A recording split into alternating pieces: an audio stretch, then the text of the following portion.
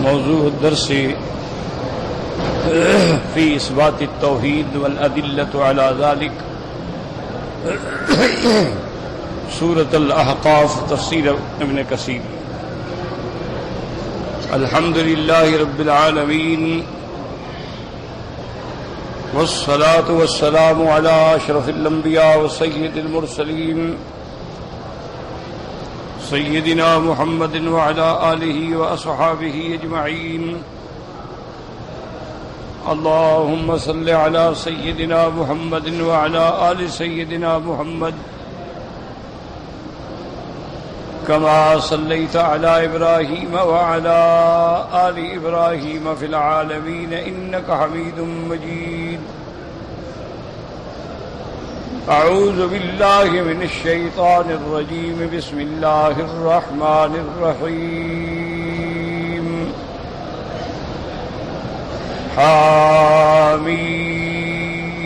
حامیم، تنزيل الكتاب من الله العزيز الحكيم۔ ما خلقنا السماوات والأرض وما بينهما إلا بالحق وأجل مسمى،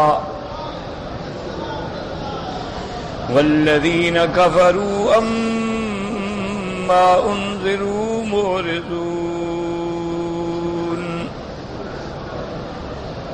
قل أرأيتم ما تدعون من دون الله أروني ماذا خلقوا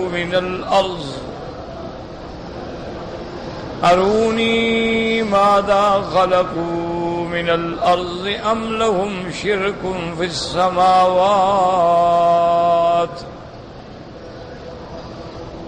ائتوني بكتاب من قبل هذا أو آثارة من علم إن كنتم صادقين۔ ومن أضل ممن يدعو من دون الله من لا يستجيب له إلى يوم القيامة وهم عن دعائهم غافلون۔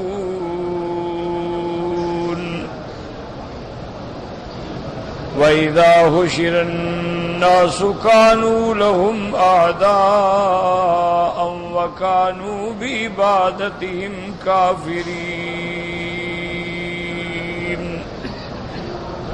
اللہ تبارک و تعالی نے سورۃ الاحقاف جو حوامیم میں سے ہے، جن صورتوں کے اول میں حرف ہا میم ہے ان کو حوامیم کہا جاتا ہے۔ اور جیسے آپ نے الحمدللہ پڑھا ہے کہ حوامیم جو ہیں یہ عرائس القرآن ہیں، یعنی سجی سنوری ہوئی صورتیں۔ اور ان صورتوں میں بھی سب سے جو اہم مضامین ہیں توحید ہے، اس بات رسالت ہے، اس بات قیامت ہے، ان پر زیادہ زور ہے۔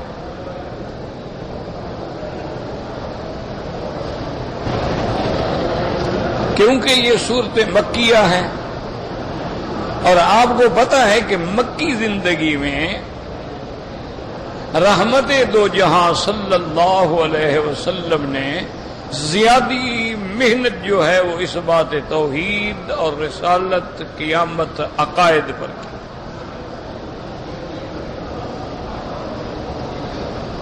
اور یہ بڑی مدت ہے، کیونکہ میرے محبوب جب آپ کی عمر مبارک 40 سال کی ہوئی تو آپ کو نبوت ملی، اس میں کوئی اختلاف نہیں کہ حضور صلی اللہ علیہ وسلم کی عمر مبارک جب 40 سال ہوئی تو پہلی وحی اتری، اس میں اختلاف نہیں۔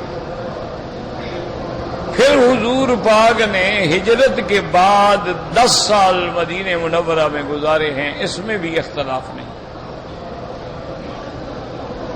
اب جو اختلاف آیا ہے نا وہ اس درمیانی مدت میں، کہ جیسے ایک روایت میں ہے کہ میرے آقا کی عمر مبارک 60 سال تھی، 60 سنتن۔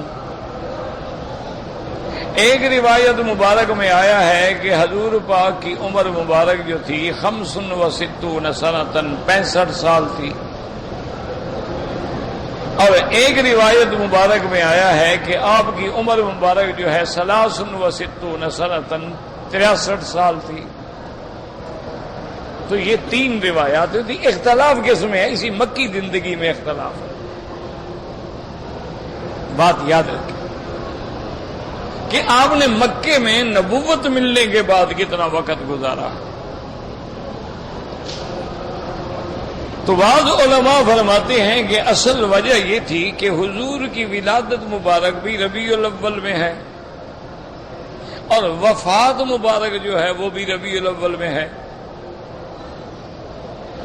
تو بعض لوگ جو ہیں وہ قصور کو گنتے ہی نہیں، اس لیے انہوں نے کہہ دیا کہ حضور کی عمر مبارک جو ہے وہ 60 سال۔ اور بعض لوگ جو ہیں وہ قصور کو بھی پورا سال شمار کر لیتے ہیں کہ ربیع الاول میں پیدا ہوئے گویا وہ بھی 1 سال، پھر ربیع الاول میں وفات ہوئی گویا وہ بھی 1 سال۔ تو اس اعتبار سے پھر حضور صلی اللہ علیہ وسلم کی عمر جو ہے وہ 63 سال جا کے بنتی ہے، اور صحیح روایت بھی یہی ہے کہ آپ کی عمر 63 سال۔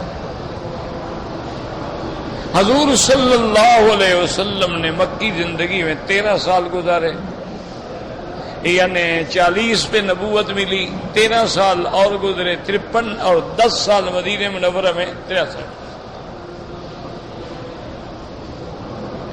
اور جتنی مکی زندگی ہے اس میں تو کوئی اور مسئلہ ہے ہی نہیں، جتنے احکام ہیں، حدود ہیں، جتنے اوامر، نواہی، زواجر، سب چیزیں جو ہیں وہ مدینہ منورہ میں اتری۔ مکی زندگی میں حضور صلی اللہ علیہ وسلم نے دعوت توحید دی، کفار و مشرکین نے معارضہ کیا اور حضور اس پہ دلائل دیتے رہے۔ دلائل آیات عقلیہ سے بھی تھے، نقلیہ سے بھی تھے، حقائق سے بھی تھے، انفس و آفاق کے دلائل سے بھی تھے۔ تو اس لیے مکی صورتیں زیادہ تر عقیدے پر مشتمل ہیں۔ اب اس سے پہلے آپ نے الحمدللہ سورۃ الجاثیہ پڑھی ہے، اور آپ کو یاد ہوگا کہ سورۃ الجاثیہ کی آخری آیات جو ہے وہ کیا تھی؟ وہ قیامت، کہ اللہ نے قیامت کا ذکر فرمایا تھا، مومنین کا حال بیان فرمایا، کافروں کا حال بیان فرمایا۔ وَإِذَا قِيلَ إِنَّ وَعْدَ اللَّهِ حَقٌّ وَالسَّاعَةُ لَا رَيْبَ فِيهَا قُلْتُم مَّا نَدْرِي مَا السَّاعَةُ إِن نَّظُنُّ إِلَّا ظَنًّا وَمَا نَحْنُ بِمُسْتَيْقِنِينَ۔ اسی طرح اللہ تبارک و تعالیٰ نے پھر ان کا قیامت کے دن کا حال ذکر فرمایا کہ وَبَدَا لَهُمْ سَيِّئَاتُ مَا عَمِلُوا وَحَاقَ بِهِم مَّا كَانُوا بِهِ يَسْتَهْزِئُونَ۔ اور اسی طرح پھر قیامت کے دن ان کے احوال کا ذکر کیا کہ جب وہ اللہ کے قرآن کو ٹھٹھا بناتے تھے، دنیا کی زندگی نے ان کو دھوکے میں ڈالا تھا، اور آج ایسے دن میں آ گئے ہیں کہ نہ وہ جہنم سے نکلیں گے اور نہ ان سے کوئی عذر و معذرت قبول کی جائے گی۔ اور پھر اللہ نے فرمایا کہ اللہ کا حمد ہے جو آسمانوں کا بھی مالک ہے، زمینوں کا بھی مالک ہے، عالمین تمام زمانوں کا بھی مالک ہے، اسی کی بادشاہی آسمانوں میں ہے، زمینوں میں ہے، وہی غالب ہے، وہی حکمت والا ہے۔ تو وہ العزیز الحکیم پہ آ کے آیت ختم ہوئی تھی، سورت ختم ہوئی۔ تو اب دیکھیں اس کی ابتدا بھی وہی ہے، فرمایا حامیم تنزیل الکتاب من اللہ العزیز الحکیم۔ حامیم، اللہ اعلم، اللہ اس کے معنی کو جانتے ہیں، اللہ اعلم بمرادہ۔ تنزیل الکتاب، اتاری گئی کتاب یا اتاری ہوئی کتاب ہے اللہ کی طرف سے، من اللہ العزیز، جو غالب ہیں، جو حکمت والے ہیں، تنزیل الکتاب. یاد رکھو کہیں قرآن میں لفظ تنزیل آتا ہے, کہیں قرآن میں لفظ انزال آتا ہے. انا انزلناہ فی لیلۃ القدر وما ادراک ما لیلۃ القدر, فرمایا انزلناہ. اور کہیں نزل کے لفظ سے آتا ہے انا نحن نزلنا الذکر وانا لہ لحافظون. اور کہیں فرمایا نزلناہ تنزیلا. اور کہیں اللہ تبارک و تعالی فرماتے ہیں انزلنا الیک الکتاب. اور کہیں فرماتے ہیں الحمدللہ الذی انزل الکتاب علی عبدہ. تو یاد رکھیں کہیں لفظ انزلا, کہیں نزلا, کہیں تنزیل. تو بعض علماء فرماتے ہیں اس کی وجہ یہ ہے کہ قرآن پاک کی تنزیل کے اندر بھی احوال مختلفہ ہیں. اللہ تبارک و تعالیٰ نے جبریل پہ پڑھا ہے. کبھی تنزیل کا معنی تکلیم سے بھی کیا جاتا ہے, کلام سے بھی کیا جاتا ہے, یعنی تکلیم اللہ علی جبرائیل, کہ اللہ نے جبریل پہ قرآن پڑھا. خود اللہ تبارک و تعالیٰ نے اپنا قرآن خود پڑھا ہے, اور پھر اللہ نے جبریل کو حکم دیا تو جبریل نے آ کے حضرت محمد مصطفیٰ پہ پڑھا ہے. اور اللہ تبارک و تعالیٰ نے جب آیات دے کے اتارا تو فرمایا نزل بہ الروح الامین. اللہ تبارک و تعالیٰ کا فرشتہ اور روح جبریل امانت والا جو ہے وہ قرآن لے کے اترا ہے. علی قلبک لتکون من المنذرین. اور کہیں جب لفظ انزلنا مانا پورا قرآن اللہ تبارک و تعالیٰ نے لوح محفوظ میں سے آسمان دنیا پہ اتارا ہے, بیت العزت میں اس کو محفوظ رکھا ہے. اور جہاں فرماتے ہیں نزلنا, اس سے معنی یہ ہوتا ہے کہ پھر سورت سورت آیت آیت الگ الگ کر کے محمد مصطفیٰ صلی اللہ علیہ وسلم پہ قرآن اتارا گیا ہے. تو یہ قرآن کے انزال کی, قرآن کے اترنے کی, قرآن پاک کے آنے کے احوال مختلفہ ہیں. اور کبھی اللہ کا جبریل آ کے حضور کے دل پہ القاء کر دیتے ہیں, اور کبھی جبریل آ کے سامنے بیٹھ کے تلاوت کرتے ہیں اللہ تبارک و تعالیٰ کے قرآن کی, اور حضور سنتے ہیں. اور اسی طرح جیسے اللہ نے فرمایا تھا کہ لا تحرک بہ لسانک لتعجل بہ ان علینا جمعہ وقرآنا. تو یاد رکھیں اس لیے اللہ نے قرآن پاک میں تمام صیغے استعمال فرمائے. انزلہ بھی فرمایا, نزلہ بھی فرمایا, انزلنا بھی فرمایا, نزلناہ تنزیلہ بھی فرمایا, تنزیل بھی فرمایا, اور کبھی اس کا نام قرآن بھی فرمایا, کبھی اس کا نام کتاب بھی فرمایا. جیسے یہاں فرماتی ہیں تنزیل الکتاب, کتاب سے مراد قرآن ہے. اور جیسے فرماتے الحمدللہ الذی انزل علی عبدہ الکتاب, جیسے اول سورت بقرہ میں آتا ہے فرمایا الف لام میم ذالک الکتاب لا ریب فیہ, تو اس کا نام کتاب بھی ہے. اور کہیں قرآن فرماتی ہیں کہ ان ھذا القرآن یہدی للتی ہی اقوم. اور کہیں اللہ نے قرآن کو فرقان بھی فرمایا ہے, اور کہیں اللہ تبارک و تعالی نے قرآن کو ہدایت بھی فرمایا ہے, اللہ نے رحمت بھی فرمایا ہے, اللہ نے شفا بھی فرمایا ہے. قرآن پاک کے تقریباً علماء نے لکھا ہے کہ اللہ نے قرآن کے تقریباً 100 نام ہیں جو ذکر فرمائے ہیں. اللہ تبارک و تعالی ہمیں پڑھنے کی اور سمجھنے کی توفیق عطا فرمائے. قرآن کا ایک نام نہیں فرمائے, 100 نام. اچھا, اور خدا کی قدرت یہ ہے کہ سارے کے سارے قرآن میں موجود ہیں. سارے اسماء جو ہیں قرآن, یہ اللہ کی شان ہے نا, اللہ کے بھی تو اسماء ہیں نا, تو پھر اللہ کے قرآن کے بھی اسماء ہیں. اللہ کی شان، اللہ کے لیے بھی تو اسما ہے۔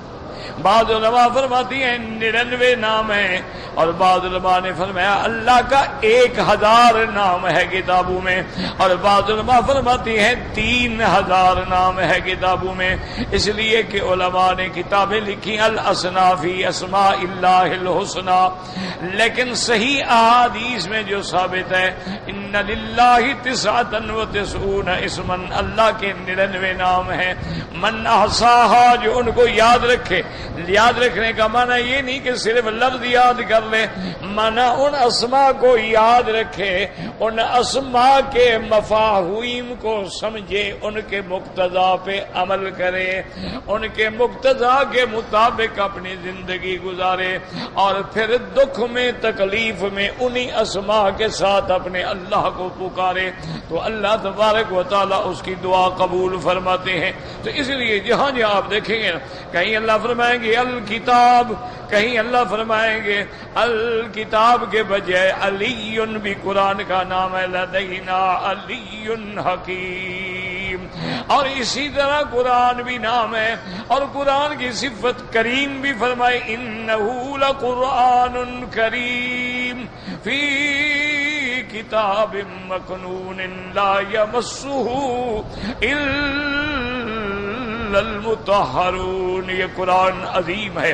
اس لیے ایک حدیث میں آتا ہے، سیدنا علی رضی اللہ تعالی عنہ سے روایت ہے، فرماتے ہیں کہ ہم بیٹھے تھے اور حضور بھی موجود تھے کہ فتن کا ذکر چل پڑا کہ آنے والے زمانے میں بڑے بڑے فتنے آئیں گے۔ اللہ تبارک و تعالی معافر، دیکھا نہیں آج کل کیسے فتن کا دور ہے زمان، اللہ معافر میں ایسے فتنے ہیں کہ کاللیل المظلم، جیسے اندھیری رات ہوتی ہے، مسلمان کا قاتل ہے، بیٹا باپ کا قاتل ہے، باپ بیٹے کا قاتل ہے، بھائی کا قاتل ہے، بہنیں بہنوں کی قاتل ہے، بیوی شوہر کی قاتل ہے، انا للہ و انا الیہ راجعون، یہ فتن ہے۔ اسی طرح پھر عقائد کے فتنے آئیں گے۔ اب دیکھ لیں کہیں قادیانیت کا فتنہ ہے، کہیں آغا خانیت کا فتنہ ہے، کہیں ذکری فتنہ ہے، کہیں اسماعیلی فتنہ ہے، کہیں روافض ہیں، کہیں نواسب ہیں، کہیں خوارج ہیں، کہیں مشبہ ہیں، کہیں قدیہ ہیں، کہیں منکر حدیث ہیں، کہیں منکر قرآن، وہ ایک فتنہ، انا للہ و انا الیہ راجعون۔ تو حضرت علی فرماتی ہیں کہ جب فتن کا ذکر آیا تو ایک صحابی نے حضور پاک سے پوچھا کہ مل مخرج منہا یا رسول اللہ صلی اللہ علیہ وسلم۔ صحابی نے پوچھا حضور جب وہ فتنوں کا دور ہوگا تو ان سے نکلنے کا طریقہ کیا ہے، اس فتنے سے بچنے کا حل کیا ہے، کہ ہم کیسے فتنے سے بچیں گے؟ حضور پاک نے فرمایا کہ قرآن کو پکڑ لینا بس، فیہ نبأ من قبلکم وخبر من بعدکم، کہ قرآن ایک ایسی کتاب ہے جس کے پہلے زمانے کے بھی احوال موجود ہیں، بعد میں آنے والے واقعات بھی موجود ہیں، اور آپ نے فرمایا کہ اس قرآن پاک کے اندر اللہ تبارک و تعالی نے حلال ہے، حرام ہے، وعد ہے، وعید ہے، اور قرآن جو ہے قول فصل ہے، قرآن کوئی ایسی بات نہیں ہے، اور قرآن پاک ایسی چیز ہے کہ من اتبع ہدیہ، جس نے قرآن کی اتباع کی وہ ہدایت پا گیا، اور جس نے قرآن سے منہ پھیرا وہ گمراہ ہو گیا، اور جس نے قرآن کا مقابلہ کیا اللہ اس کی قبر کو توڑ ڈالیں گے، اللہ تبارک و تعالی اس کو مٹا ڈالیں گے۔ اس لیے فرمایا کہ اگر فتنے سے بچنا چاہتے ہو تو پھر اللہ کے قرآن سے لو لگا لو، اللہ کے قرآن کی تلاوت کرو، اللہ کے قرآن کے معانی پڑھو، اللہ کے قرآن کے تراجم پہ غور کرو، اللہ کے قرآن کے اوامر پہ عمل کرو، اللہ کے قرآن کے نواہی سے بچ جاؤ۔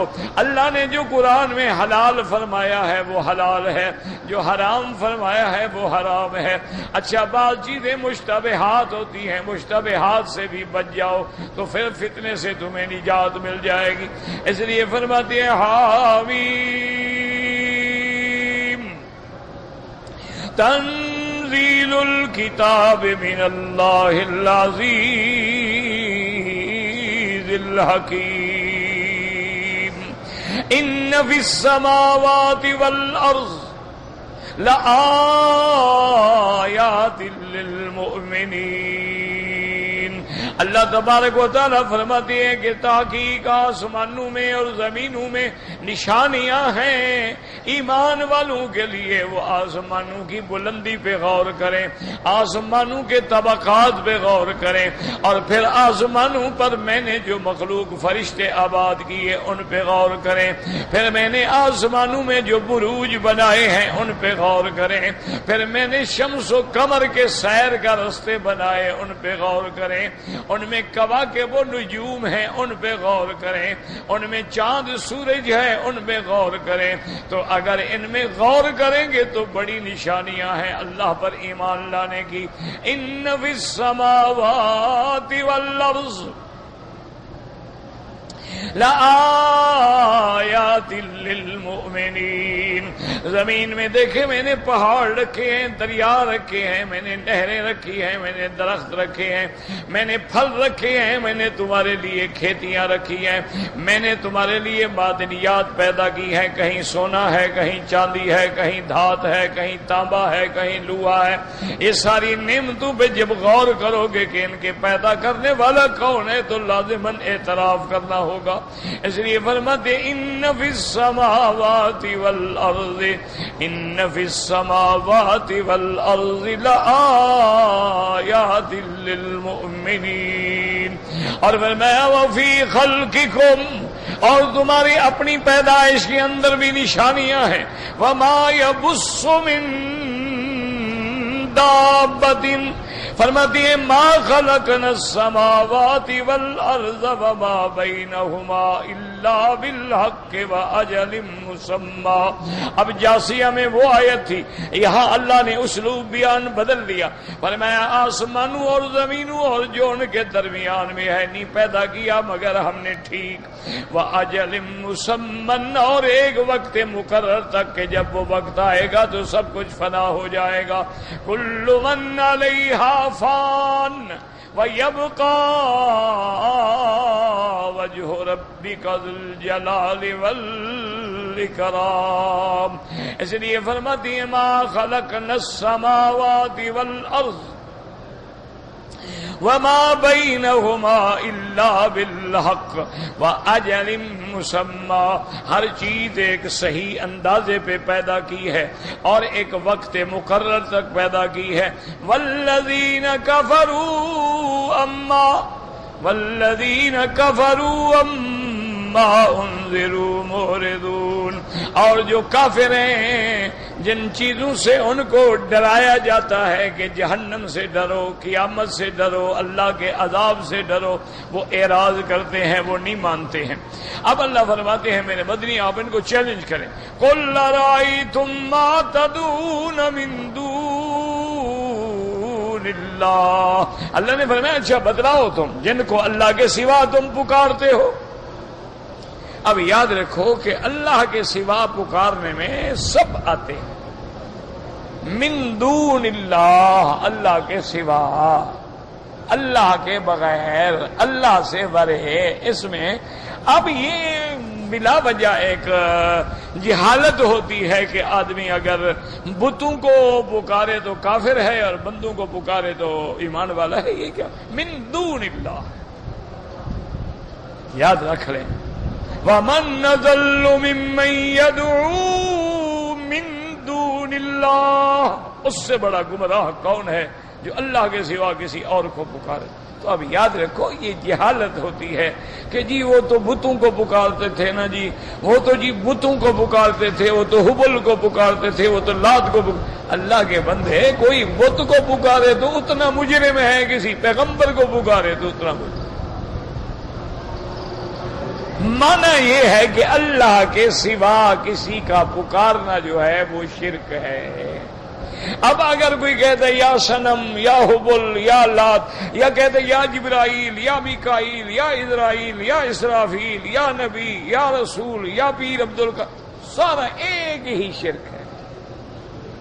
یہ جہالت ہے کہ جی بتوں کو پکارو تو شرک ہے اور بندوں کو پکارو تو شرک نہیں ہے۔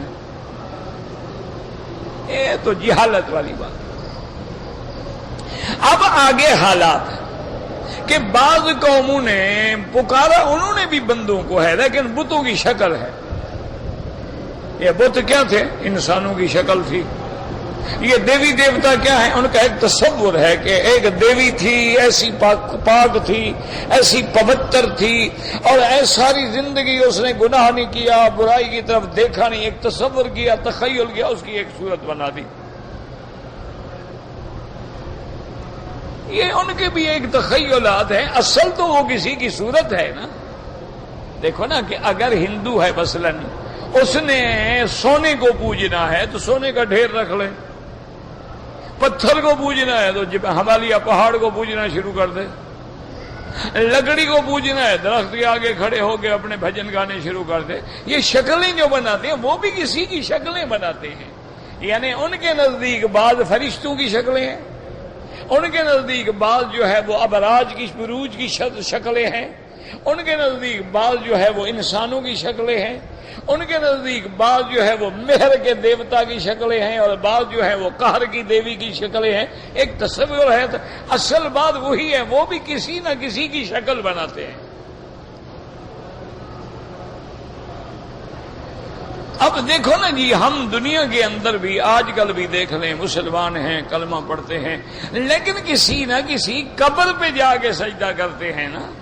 ایسے سڑک پہ تو سجدہ نہیں کرتے. کبھی آپ نے دیکھا ہے کہ سڑک پہ سجدہ کریں تارکول پہ؟ کبھی آپ نے دیکھا ہے کہ جناب نہر کو جا کے سجدہ کریں، دریا کو سجدہ کریں؟ وہ بھی ڈھونڈتے ہیں، ہاں یہ اللہ والے کی قبر ہے، جب ہم اس پہ سجدہ کریں گے تو اللہ والا راضی ہو جائے گا. جب یہ راضی ہو جائے گا اللہ پاک کو کہہ دے گا بس ہماری چھٹی ہو جائے گی، ہم فارغ ہو جائیں گے. بات وہی ہے جو ان کے دماغ میں تھی، وہی ان کے دماغ میں، کوئی ایک ذرے کے برابر بھی فرق نہیں. یہ تو بہانے ہوتے ہیں نا کہ جی او جی ہم تو ان کو سجدہ کرتے ہیں، یہ تو اللہ کے پیارے ہیں، اس کے اپنے ہیں. وہ تو غیر تھے، کافر پوجتے تھے غیر کو، ہم تو بھی عبادت کر رہے ہیں، تعظیم کر رہے ہیں جو اس کے اپنے ہیں، اور یہ تو اس کے محبوب ہیں. تو اس لیے مسئلہ سمجھو کہ ایک آدمی ہے، اس کی بیوی ہے، اللہ نہ کرے، اللہ ہر مسلمان کی عزت محفوظ رکھے. اچھا، اس کی بیوی اگر کسی گلی کے بندے سے زنا کروائے وہ تو جرم ہے، اگر خاوند کے بھائی سے کرائے وہ تو اپنا ہے نا، وہ تو پھر زنا نہیں ہوگا نا شمار کہ وہ تو اپنا ہے، وہ تو خاوند کا بھائی ہے، دیور ہے. تو اپنے سے زنا کرانا جائز ہے، غیر سے حرام. یعنی اپنے کو سجدہ کرنا جائز ہے، اللہ کے مخالف کو سجدہ کرنا حرام. یہ کیا بات ہے؟ یہ کوئی عقیدہ ہے؟ مذاق ہے؟ بچوں کا کھیل ہے؟ ایک لفظ ہے من دون اللہ، اللہ کے سوا جس کو بھی پکارو گے شرک. اب آگے یاد رکھو کہ جن کو پکارا گیا ان میں پھر دو قسمیں ہیں. بعض تو لوگوں نے مثلا حضرت عیسیٰ علیہ السلام کو خدا کا بیٹا بنا دیا، خدا کا خدا بنا دیا، ثالث و ثلاثہ بنا دیا. لیکن عیسیٰ علیہ السلام ان کے اس پکارنے پہ یا اس عقیدے پہ راضی نہیں ہیں. وہ قیامت میں انکار کریں گے کہ یا اللہ میں نے ان کو یہ نہیں کہا. اسی طرح جتنے انبیاء کو پکارا گیا، جتنے اولیاء، مثلا آج لوگ کہتے ہیں یا پیر عبد القادر جیلانی، آج کہتے ہیں 11ویں شریف، حضرت پیران پیر کی 11ویں، حضرت امام جعفر کے کونڈے، اور جناب یہ ساری چیزیں قیامت میں کہیں گے یا اللہ ہم نے تو ان بدبختوں کو نہیں کہا کہ 11ویں مناؤ، دودھ تقسیم کرو. ہم نے کسی کتاب میں لکھا ہے کہ 11ویں شریف کا دودھ تقسیم کیا کرو؟ ہم نے تو نہیں کہا، یہ تو نے خود بنایا ہے کہ بوڑھی تھی اور بیڑا غرق ہو گیا تھا، پھر 12 سال کے بعد حضرت نے بیڑا نکال دیا تھا. یہ اللہ مجھے تو نہ بیڑے کا پتہ ہے نہ بوڑھی کا پتہ ہے، مجھے تو پتہ ہی نہیں کہ کیا کہہ رہے ہیں، کیا بکواس کرتے ہیں. اچھا، بعض وہ ہوتے ہیں جن کو یہ پکارتے ہیں اور وہ خوش ہیں، شیطان، کہ ابلیس مختلف شکلوں میں ان کے آگے آ کے اپنے آپ کو پیش کرتا ہے اور یہ اس کا سجدہ کرتے ہیں، اس کو بلاتے ہیں، وہ خوش ہوتا ہے۔ اسی لیے قیامت میں جب جہنم میں ہوں گے نا تو شیطان کو پکڑیں گے کہ بدبخت تو نے ہمیں خراب کیا۔ کہا ٹھہرو ٹھہرو، تو نے ہمیں خراب کیا، بڑے آئے الزام لگانے والے۔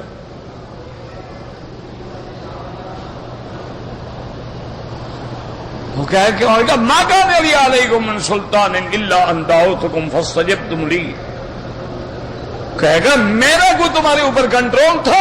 اللہ نے 1,24,000 پیغمبر بھیجا، تم نے ان کا کہنا نہیں مانا، میرے کہنے کو مان لیا، تو مجرم تم ہو، میرا کیا جرم ہے؟ فلا تلومونی ولوموا انفسکم، مجھے کیوں ملامت کرتے ہو؟ زنا کر کے مزے تم کرتے رہے، آج مجھے کہتے ہو تم نے یہ کیا، مزے تم نے کیے، جہنم بھی بھگتو۔ یہ مت ملامت کرو، اپنے آپ کو ملامت کرو۔ فلا تلومونی ولوموا انفسکم ما انا بمصرخکم وما انتم بمصرخی انی کفرت بما اشرکتمون، میں تو ان باتوں کا بھی انکار کرتا ہوں جو تم شرک کا اقرار کر رہے ہو، میں نے تو نہیں کہا شرک کرو۔ تو اس لیے اللہ نے یہ واقعہ بیان کیا ہے کہ جب قیامت کا منظر ہوگا، جن کو یہ پکارتے رہے وہی ان کے دشمن ہوں گے۔ اگر وہ اللہ والے ہیں تب بھی ان کے دشمن ہوں گے، اگر وہ شیطان کی پارٹی ہے وہ بھی کہے گا جی ہم نے تو کہا تھا، اب یہ تھوڑا کہا تھا کہ تم چل پڑو، تمہیں اللہ والوں نے بھی تو کہا تھا نا کہ زنا حرام ہے، میں نے کہا تم کرو، تم میرا کہنا تم نے مان لیا، ان کا کہنا کیوں نہیں مانا؟ تو یہ تمہارے اپنے نفس کی شرارت ہے۔ تو اس لیے یاد رکھو، اللہ کے سوا کسی غیر اللہ کا پکارنا شرک ہے۔ یا اللہ یا حرف ندا ہے۔ اب اگر کوئی کہے یا رسول اللہ تو شرک آ گیا، یا جبرائیل تو شرک آ گیا، یا پیر تو شرک آ گیا، یا غوث تو شرک آ گیا، کیونکہ ندا صرف اللہ کا حق ہے، اس کے سوا کسی کو پکارنا جو ہے وہ شرک ہے۔ اس لیے قرآن پاک فرماتا ہے، اللہ فرماتا ہے میرا محبوب ان کو چیلنج کرو کہ جن کو تم پکارتے ہو، جن کو تم حاجت روا اور مشکل کشا سمجھتے ہو، جن کو تم اپنے دکھ سکھ میں بلاتے ہو، قل ارائیتم، خبر دو مجھے بتلاؤ، ما تدعون من دون اللہ، جن کو تم اللہ کے سوا پکارتے تھے، ارونی ماذا خلقوا من الارض، تو مجھے بتلاؤ کہ انہوں نے بھی کوئی زمین کا ٹکڑا پیدا کیا ہے؟ اور جن کو تم پکارتے ہو، جنہیں تم حاجت روا مشکل کشا سمجھتے ہو، جنہیں تم مختار کل سمجھتے ہو کہ جناب ہمارے مرشد جو ہیں وہ جو چاہیں، وہ تو خود مختار ہیں اور خود متصرف ہیں، خود مدبر الامور ہیں۔ اللہ فرمائے کو بتائیں کہ جس مٹی میں ان کی قبر ہے، کیا یہ زمین انہوں نے اپنی خود بنائی ہے؟ ارونی ماذا خلقوا من الارض ام لهم شرک فی السماوات، یا آسمانوں میں ان کا کوئی حصہ ہے، آسمانوں میں ان کا کوئی شیئر ہے، آسمانوں کے بنانے میں انہوں نے کوئی کام کیا ہے، کوئی مدد کی ہے، کوئی بات کی ہے، تو لاؤ دلیل دکھاؤ، ان کی بنائی ہوئی کوئی زمین دکھاؤ۔ یہ کیسی بات ہے کہ زمین میری پہ رہتے ہیں، آسمان میرے کے نیچے زندگی گزارتے ہیں، اب جب موت آتی ہے تو میری بنائی مٹی میں دفن ہوتے ہیں، پھر وہ خدا کیسے بن گئے، حاجت روا کیسے بن گئے، پھر وہ مشکل کشا کیسے بن گئے؟ منہا خلقناکم، اسی مٹی سے میں نے تم کو پیدا کیا ہے، وفیہا نعیدکم، اسی میں لوٹاؤں گا، ومنہا نخرجکم تارۃ اخری۔ اس لیے اللہ فرماتے ہیں ان کو کہو یہ بھی تو بتائے نا، کوئی انہوں نے زمین بنائی ہو، کہ چلو زمین بڑی چیز ہے، کوئی مکھی بنائی ہو، مچھر بنایا، مکھی مچھر تو چھوٹی چیز ہے نا، زمین تو چلو بڑی چیز ہے، کوئی مکھی بنائی ہو تو یہ بھی دکھا دیں، کوئی مچھر بنایا ہو۔ یا ان کا آسمانوں کے بنانے کے اندر کوئی حصہ ہو. اور اس کے بعد اللہ تبارک و تعالیٰ فرماتے ہیں کہ دلائل لے آؤ. اور دلائل کتنی ہوتے ہیں؟ یاد رکھو 3 دلیلیں ہوتی ہیں. یا دلیل عقلی ہو، یا دلیل نقلی ہو یعنی کتاب سے ثابت ہو، یا دلیل پھر کسی ایسے بندے کی بات ہو جس کی زبان پر اعتماد ہو دنیا کو کہ یہ سچا بندہ ہے. اس لیے اللہ فرماتے ہیں ایتونی بکتاب من قبل ھذا. بدبختو عقلی دلیل تو ہے نہیں، کوئی دنیا کی طاقت نہیں بتا سکتی کہ فلاں ٹکڑا جو ہے فلاں پیر نے بنایا ہے، اور فلاں علاقہ جو ہے وہ فلاں پیر نے بنایا ہے، اور فلاں علاقہ جو ہے وہ فلاں بزرگ نے بنایا ہے. کوئی ثابت نہیں کر سکتا، کوئی بتلا نہیں سکتا، کوئی دلیل نہیں دے سکتا، کوئی بیان نہیں کر سکتا ہے. اس لیے فرماتے ہیں عقلی دلیل تو ہے نہیں نا، عقل تو مانتا ہی نہیں. اب رہ گئی نقلی دلیل. تو اچھا نقلی دلیل قرآن ہے، قرآن کے اندر تو ہے نہیں. قرآن سے پہلے کی کوئی کتاب ہے تو لے آؤ. ایتونی بکتاب من قبل ھذا. قرآن سے پہلے کی کوئی کتاب لے آؤ جس میں لکھا ہو کہ شرک کرنے کا کوئی حرج نہیں، جس میں لکھا ہو کہ تعظیمی سجدے کرتے رہو، جس میں لکھا ہو کہ غیروں سے مدد مانگتے رہو، جس میں لکھا ہو کہ قبروں پہ منتیں دیتے رہو، چڑھاوے چڑھاتے رہو، اعتکاف وہاں جا کے 9 راتیں بیٹھتے رہو. اگر کسی کتاب میں ہے تو لے آؤ. او آثارۃ من علم. اگر تمہارے پاس کتاب کی دلیل بھی نہیں ہے تو کسی پیغمبر کا قول، کسی اللہ والے کا قول ہو کہ اس نے فرمایا ہو کہ غیر اللہ کی عبادت جائز ہے، وہ لے آؤ. ان کنتم صادقین. اگر تم اپنے دعوے میں غیر اللہ کی عبادت میں سچے ہو تو ان 3 دلیلوں میں سے کوئی دلیل لے آؤ. اس لیے آگے فرماتے ہیں وَمَنْ أَضَلُّ مِمَّن يَدْعُو وَمَنْ أَضَلُّ مِمَّن يَدْعُو مِن دُونِ اللَّهِ. اللہ نے فرمایا اس سے بڑا گم کردہ راہ کون ہے، گمراہ کون ہے جو اللہ کو چھوڑ کے کسی غیر کو پوجا. مَن لَا يَسْتَجِيبُ لَهُ إِلَى يَوْمِ الْقِيَامَةِ.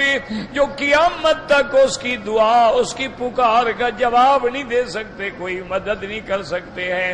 وَهُمْ عَن دُعَائِهِمْ غافلون.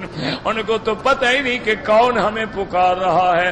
تم یہاں بیٹھے پڑھ رہے ہو یا شیخ عبد القادر جیلانی شیئن للہ، یا معین الدین چشتی مدد کن معین الدین چشتی. اس کو تو پتہ ہی نہیں کوئی کیا کہہ رہا ہے، کیا شرک کر رہا ہے. اس کو کیا پتہ ہے؟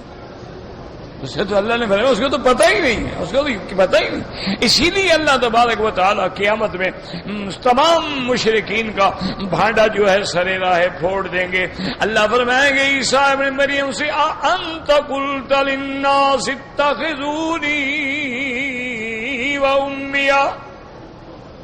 وَأُمِّيَ إِلَٰهَيْنِ مِن دُونِ اللَّهِ. اللہ فرمائیں گے عیسیٰ کیا تم نے کہا تھا لوگوں کے کہ مجھے بھی خدا مانو اور میری اماں کو بھی خدا مانو، ہم سب خدا ہیں؟ عیسیٰ علیہ السلام عرض کریں گے سبحانک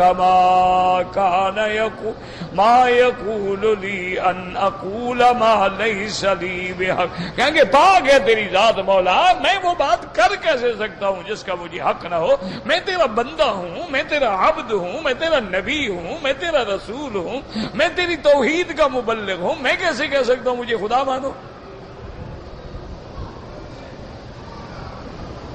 آؤ میرے پروردگار عالم ان کنت قلتہ، اگر میں نے کہا ہے. آپ تو جانتے ہیں کیونکہ آپ تو میرے اندر کی بات بھی جانتے ہیں. میرا مولا میں نے کبھی ما قلت لہم الا ما امرتنی بہ.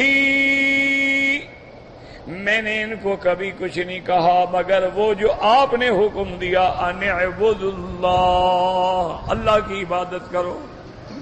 تو اللہ کے پیغمبر اسی طرح یاد رکھیں بے نہیں جتنے اللہ کے اولیاء ہیں قیامت میں سارے ان کا گریبان پکڑ لیں گے کہ بدبختو ہم نے کہا تھا ہمیں پکارو.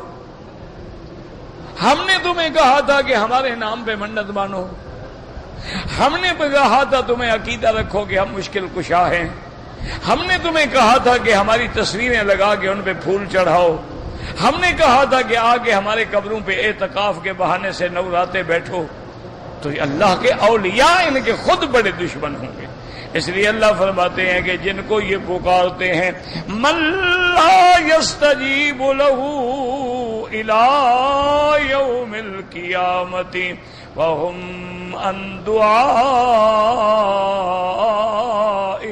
غافلون، اور فرمایا وَإِذَا حُشِرَ النَّاسُ وَإِذَا حُشِرَ النَّاسُ، قیامت میں جب لوگوں کو اللہ جمع کریں گے، کانوا لہم اعداء، یہ جن کے سجدے کرتے ہیں وہی ان کے دشمن ہوں گے، وَكَانُوا بِعِبَادَتِهِمْ کافرین، اور وہ ان کی عبادتوں کا انکار کریں گے اور کہیں گے مولا ہم نے ان کو نہیں کہا ہے، ہم تو جانتے ہی نہیں ہیں کہ یہ ہمیں پکارتے تھے یا ہم سے مانگتے تھے۔ واللہ عالم، اللہ ہمیں صحیح توحید نصیب فرمائے۔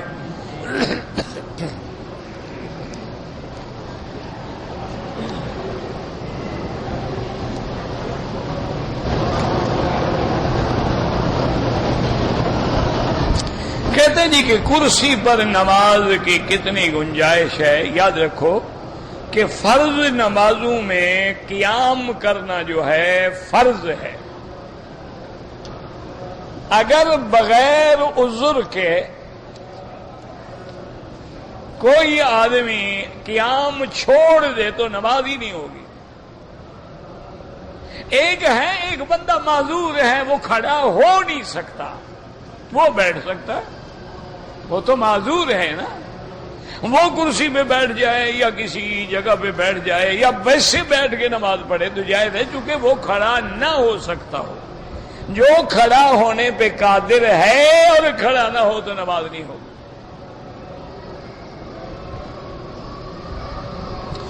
جماعت کے لیے جب تکبیر کہی جاتی ہے تو امام احمد ابن حنبل رحمت اللہ علیہ فرماتے ہیں کہ جب مؤذن جب مکبر کہے حی علی الصلاۃ حی علی الصلاۃ تو آپ کھڑے ہو جائیں۔ لا حول ولا قوة الا بالله، لا حول ولا قوة الا بالله، لا حول ولا قوة الا بالله العلی العظیم، لا حول ولا قوة الا بالله العظیم، انا للہ وانا الیہ راجعون، اللهم اجرنی فی مصیبتی، لا حول ولا قوة الا بالله۔ تو اب سمجھیں کہ امام احمد بن حنبل رحمت اللہ علیہ فرماتے ہیں کہ جب مکبر کہے حی علی الصلاۃ حی علی الصلاۃ تو کھڑے ہو جائیں۔ امام ابو حنیفہ رحمت اللہ علیہ فرماتے ہیں کہ جب وہ مؤذن کہے گا قد قامت الصلاۃ قد قامت الصلاۃ تو پھر کھڑے ہوں۔ یہ افضل اولا کی باتیں ہیں۔ کوئی پہلی دفعہ کھڑا ہو گیا کوئی بات نہیں، پہلی تکبیر کے اللہ اکبر کے ساتھ کھڑا ہو گیا کوئی تکبیر۔ اچھا کوئی بندہ ویسے آیا سب میں کھڑا ہے، تکبیر شروع ہو گئی، ضروری تو نہیں کہ پہلے بیٹھے پھر کھڑا ہو، کھڑا رہا سن رہی تکبیر۔ یہ کوئی ایسے مسئلے نہیں ہے کہ جس کا نماز کے نعوذ باللہ فاسد ہونے سے تعلق۔ داڑھی پر خطاب لگانا چاہیے، چونکہ حدیث مبارک میں آتا ہے، سنن ترمذی میں حدیث ہے، حضور نے فرمایا غیر الشیب ولو بشیء، کہ اپنی داڑھی کا رنگ تبدیل کیا کرو چاہے کسی چیز سے بھی ہو، لیکن جمہور کا اتفاق ہے کہ کالا رنگ نہ ہو، باقی کوئی رنگ ہو، جو بھی مرضی آئے لگا سکتے ہیں۔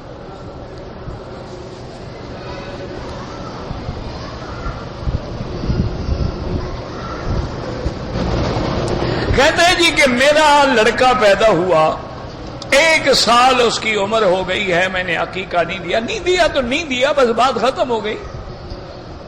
عقیقہ کرنا سنت ہے، تم تو روز ہزاروں سنتیں پی جاتے ہو، اس سنت کا بڑا خیال آ گیا ہے تمہیں، تم تو ایک دن میں پتہ نہیں کتنی سنتوں کے قاتل ہو۔ عقیقہ اگر نا سنت ہے کہ 7ویں دن اگر لڑکا ہے 2 بکرے یا 2 دمبے جو بھی اللہ توفیق دے، لڑکی ہے تو 1، 7ویں دن نہ کر سکے 14ویں دن نہیں کر سکا، وقت گزر گیا، اب یہ تھوڑا ہے کہ جو عید نماز گزر گئی آج کھڑے ہو کے ہم عید پڑھ لیں، یہ کوئی عقل ہے؟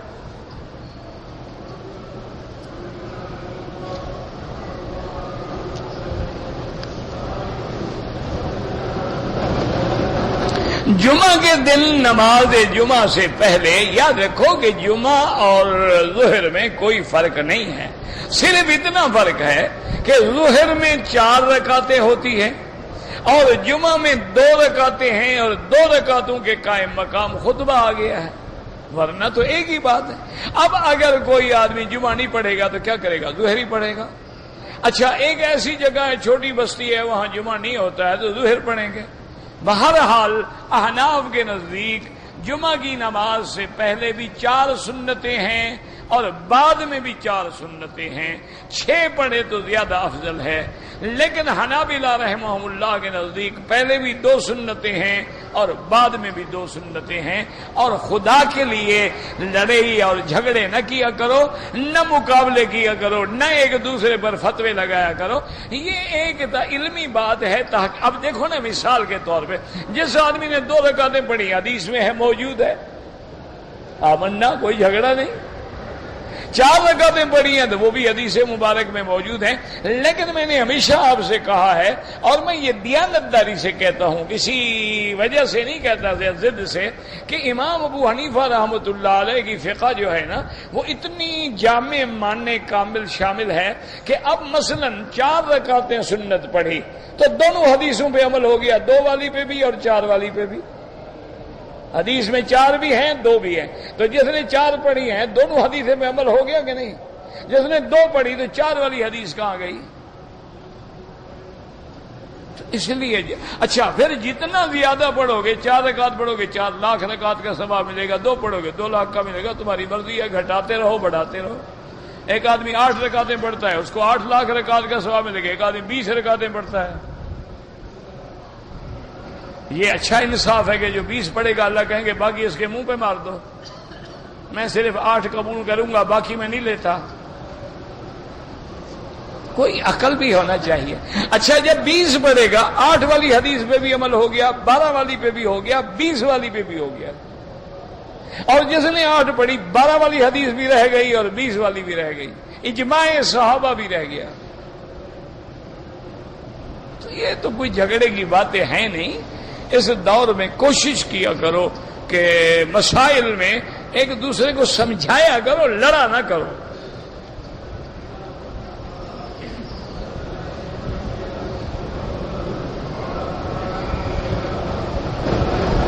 ایک آدمی نے مجھے 3 سال پہلے سونا دیا تھا، میں نے وہ بیچا 4000 ریال میں۔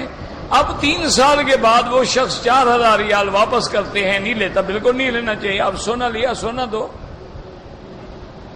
ایک آنے کا، چونکہ اب سونا مہنگا ہو گیا، اب نیت خراب ہو گئی ہے نا۔ اصل جھگڑا تو یہ ہے نا کہ سونے نے یکدم شوٹ کیا نا، تو کیونکہ ابھی کافروں نے سونا بیچنا ہے اس لیے انہیں مارکیٹ اونچی کر دی ہے نا، اپنا سونا بیچ لیں گے پھر یکدم دھڑام کر کے نیچے آ جائے گا۔ جب مسلمان خرید لیں گے نا انشاءاللہ پھر وہ ریٹ کم کر دیں گے۔ انہوں نے تو ہر حال میں ہمارا جنازہ پڑھنا ہے، انہوں نے اپنا سونا بیچنا ہے ابھی 20 ٹن، اس لیے اس کو وہ مارکیٹ میں لانے سے پہلے انہیں حالات پیدا کر دیے کہ کہاں 24 ہزار کا 32,000 پہ چلا گیا۔ جب ان کا سودا ہو جائے گا دیکھ لیں گے مسلمانوں نے سونا لے لیا ہے ماشاءاللہ، ہاں وہ اس کے بعد جناب یکدم پھر انشاءاللہ 2000 سے بھی نیچے آ جائے گا۔ کہیں گے بیچنا ہے، اپنا مہنگا بیچ کے پھر جب سستا ہو جائے گا پھر خرید کے رکھ لیں گے نا۔ یہ تو مسلمان ہے نا ماشاءاللہ، بس اس کو کھانے کا فکر ہے، بس کھا رہا ہے پی رہا ہے، کبھی روٹیاں 3 ہونی چاہیے اور بریانی میں کھڑا مسالہ ہو یا پڑا مسالہ ہو، اس کو بس یہی فکر ہے، نہ دین کا فکر ہے، نہ کوئی اقتصادیات کا فکر ہے، نہ کوئی مسائل کا فکر ہے، یا پھر لڑنے مارنے کا فکر ہے۔ تیری نماز نہیں ہوتا، کہا تیری نماز نہیں ہوتا، کہا تو کافر، اس نے کہا تو کافر۔ کافر ہنستا ہے، وہ کہتے ہیں اچھی بات ہے سارے کافر ہیں، جو ہمیں کافر کہتے تھے خود ایک دوسرے کو کافر کہہ رہے ہیں، وہ ہنستے ہیں گھر میں بیٹھ کے. انا للہ و انا الیہ راجعون. اللہ پاک سے دعا کریں بس اللہ ہدایت دے. دکھ ہوتا ہے اور ہم کیا کر سکتے ہیں بھلا. جو آپ نے سونا لیا ہے سونا واپس کرنا ہوگا.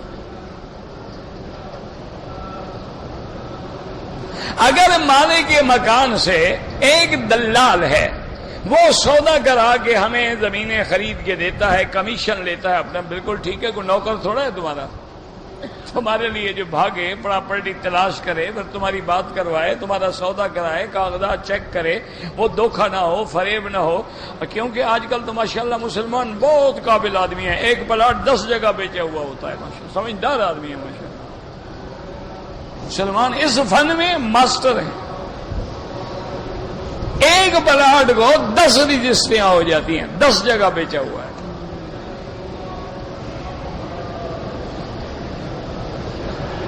سنت پڑھنا مسجد میں افضل ہے یا گھر میں؟ کہیں جہاں توفیق کو پڑھا تو کرو.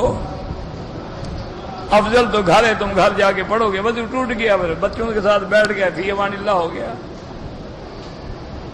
پڑھ سکتے ہو تو گھر میں افضل ہے. تم پڑھا کرو, گھر پڑھو, مسجد پڑھو, پڑھو صحیح.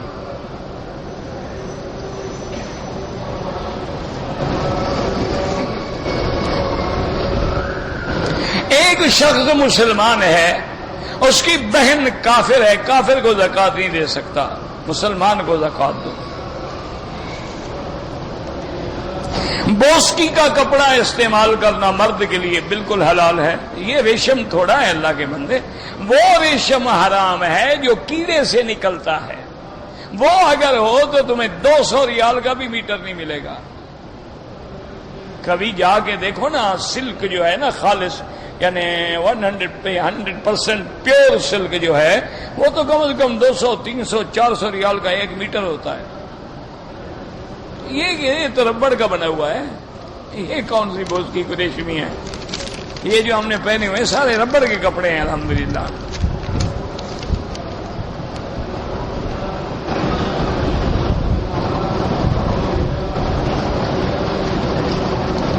میرا خامن دوسری عورتوں کے چکر میں ہے, 8 سال ہو گئے ہیں. اللہ سے دعا کریں 2 رکعت نماز صلاۃ الحاجہ پڑھ کے کہ اللہ اس کو ہدایت دے. اللہ تبارک و تعالی قادر ہیں, اس کے دل کو بدل دے برائی سے اچھائی کی طرف. اور اللہ کے نام ہے یا لطیف و یا ودود, یہ پڑھ کے دعا کیا کریں, اللہ قادر ہے اس کے دلوں کو پھیر دے. اگر آپ نے مدینہ منورہ سے عمرہ کیا, اشہر حج میں حج تمتع ہوگا. حضور کے زمانے میں جیسے دین تھا, اب دین کیسے قائم ہوگا جب تم مسلمان بن جاؤ گے؟ جب صحابہ پکے مسلمان بن گئے دین قائم ہو گیا. تم سب نے کلمہ پڑھا ہے, پکے مسلمان بن جاؤ, دین قائم ہو گیا. دیکھو نا, اب تم گھر میں نماز پڑھو کوئی روکے گا تمہیں؟ گھر میں بیوی کو پردہ کراؤ کوئی روکے گا؟ گھر میں حلال کھاؤ کوئی روکے گا؟ تم کو ٹھیک ہو جاؤ, دین خود بخود قائم ہو گیا.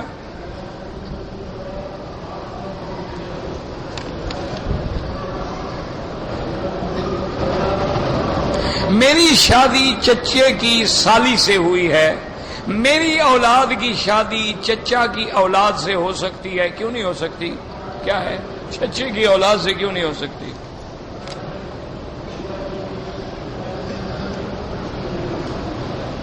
میں نے موبائل میں قرآن شریف ڈالا ہوا ہے, وہ بغیر وضو کے پڑھ سکتا ہوں, وہاں پڑھ سکتے ہیں, لیکن ایسے موبائل کو جیب میں رکھ کے حمام وغیرہ جانا ناجائز ہے. بالکل یہ توہین ہے اللہ کے قرآن کی.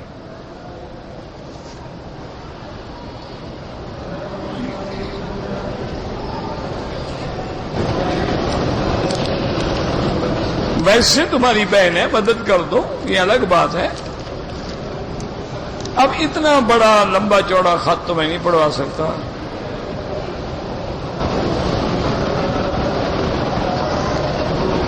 میرا بھائی بات یہ ہے کہ جہاں تک دہشت گردی کا تعلق ہے, وہ دنیا کا کوئی مذہب بھی اجازت نہیں دیتا,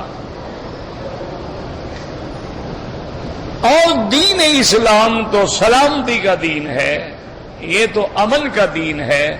یہ تو دین رحمت ہے۔ حضور پاک صلی اللہ علیہ وسلم تو اپنے سب سے محبوب جن کو بیٹا اور بیٹے کا بیٹا بنایا ہوا تھا، اس نے ایک بندے کو قتل کر دیا۔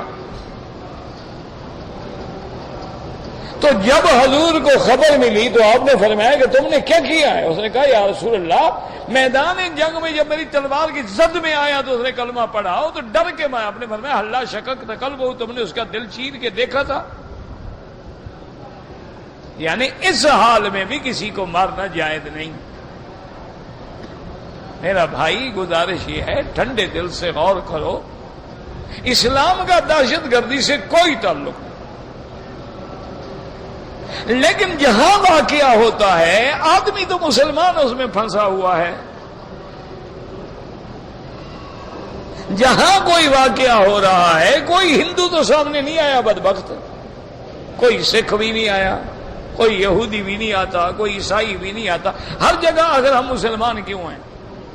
یا تو ہم جذباتی ہو گئے، ہمیں غلط استعمال کیا جاتا ہے، یا ہم حق اور باطل میں تمیز نہیں کر رہے۔ اس لیے اللہ سے دعا کریں کہ اللہ ہدایت کے فیصلے کرے، اللہ پاک دونوں کو سمجھ عطا فرمائے، اللہ قتل عام بند فرمائے، اللہ تمام مسلمان ملکوں میں علاقوں میں امن استحکام قائم فرمائے۔ یہ بہت بڑا عذاب ہے اللہ کا کہ آدمی رات کو اپنے گھر میں بھی آرام سے نہ سو سکے۔ سب سے بڑی نعمت جو ہے نا امن ہے۔ اسی لیے قرآن نے کہا ہے نا مکے والوں کو، اولم نجعل لکم حرما آمنا، بدبختو میں نے تمہیں امن والی جگہ نہیں دیا حرم۔ سب سے بڑا احسان یہ ہے کہ امن ہو، سکون ہو، بندہ مطمئن ہو کہ میری بیوی بچے گھر میں ہیں۔ اب بندہ گھر سے نکلتا ہے وہ گھر میں رو رہے ہیں، اور جو باہر نکلا ہے وہ رو رہا ہے کہ پیچھے آگے کوئی ڈاکہ نہ مار دے۔ یعنی نہ گھر میں سکون ہے نہ باہر سکون ہے۔ اس کی وجہ کیا ہے؟ اللہ کی ناراضگی ہے۔ علاج کیا ہے؟ کہ سب اللہ کے دروازے پہ توبہ کریں، اللہ کی طرف رجوع کریں۔ اللہ جب راضی ہوں گے منٹ میں مسئلے حل ہو جائیں گے۔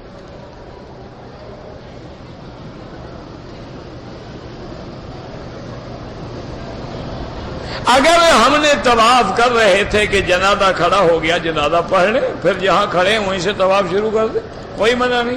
اگر نہ پڑھیں اور طواف کرتے رہیں پھر بھی کوئی گناہ نہیں، اس لیے کہ جنازہ جو ہے وہ فرض کفایہ ہے۔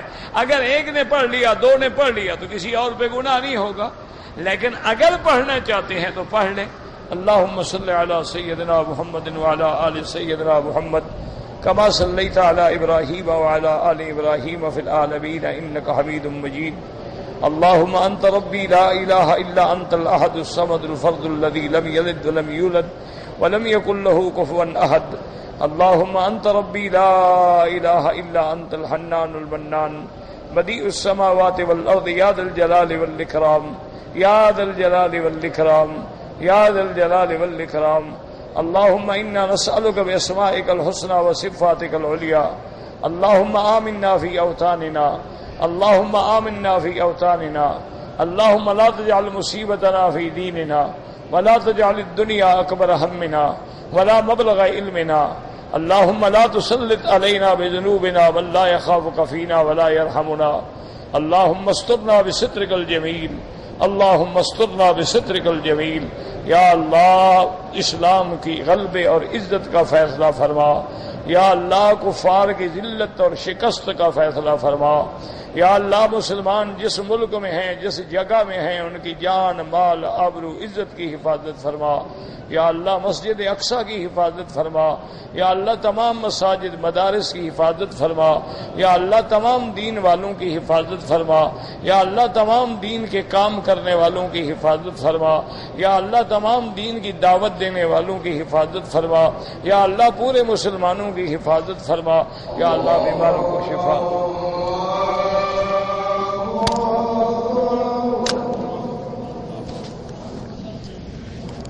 Allah Allah Allah Allah Allah Allah Allah Allah Allah Allah Allah